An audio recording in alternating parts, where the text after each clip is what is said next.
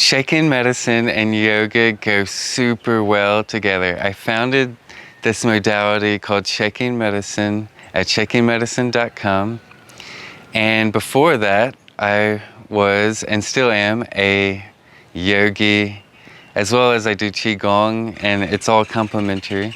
But for this video, I want to focus on yoga. I've been doing it about 13 years. The last few have been deep into Ashtanga, and that's been amazing.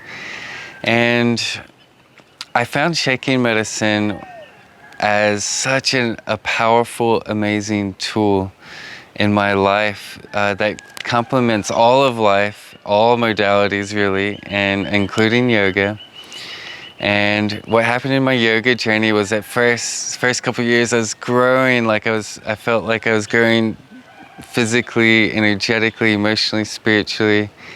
And then after a couple of years it just kind of plateaued off. And I hear other yogis talk about this too. It's like reaching this kind of plateau where the growth just really slows down. And it's like, what's going on? Well, for me, during that plateau, I discovered this spontaneous shaking, therapeutic tremoring.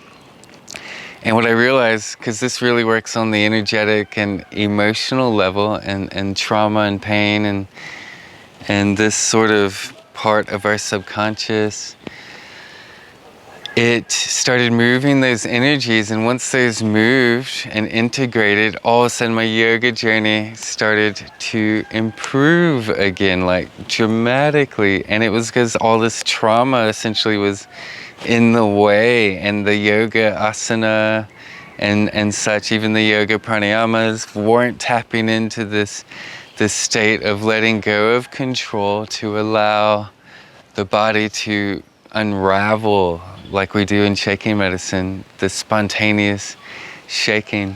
And so I've had tons and tons of insights and revelations in the synthesis of yoga and shaking medicine, as well as others. I've been finding qigong a very important piece of that too.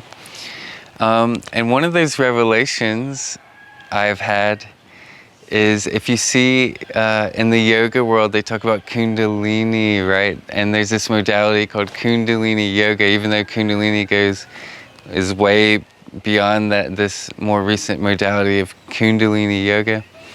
What I find with shaking medicine is, because it's accessed by letting go of control and relaxing and surrendering and doing less and not forcing and not controlling, it's like the yin way to awaken Kundalini. It so easily awakens and opens us into our Kundalini, whereas Kundalini yoga, this modality, I've always found it's very forceful and quite yang, and it's trying to really tire out the body and do really hard, often very uncomfortable exercises to access Kundalini.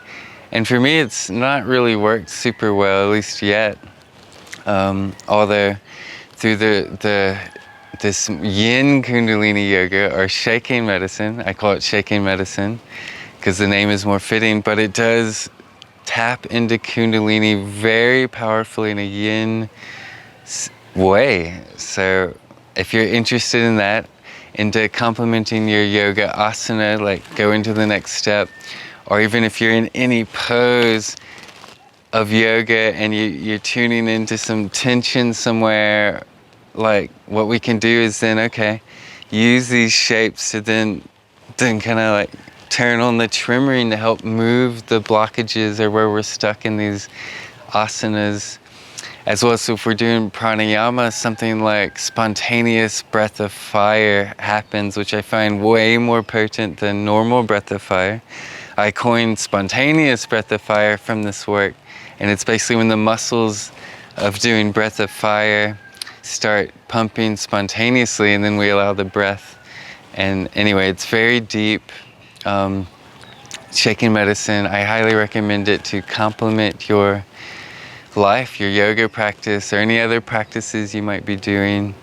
And there's much more to be said on this, of course, but those are a few really interesting points that I've found fascinating and have been big revelations for me in my yoga practice. So If you're interested to check it out, go to shakingmedicine.com. I recommend, if it's your first time, starting with my Shaking Medicine Beginners course, and then there are other courses and resources available from there. Namaste. Have a beautiful day.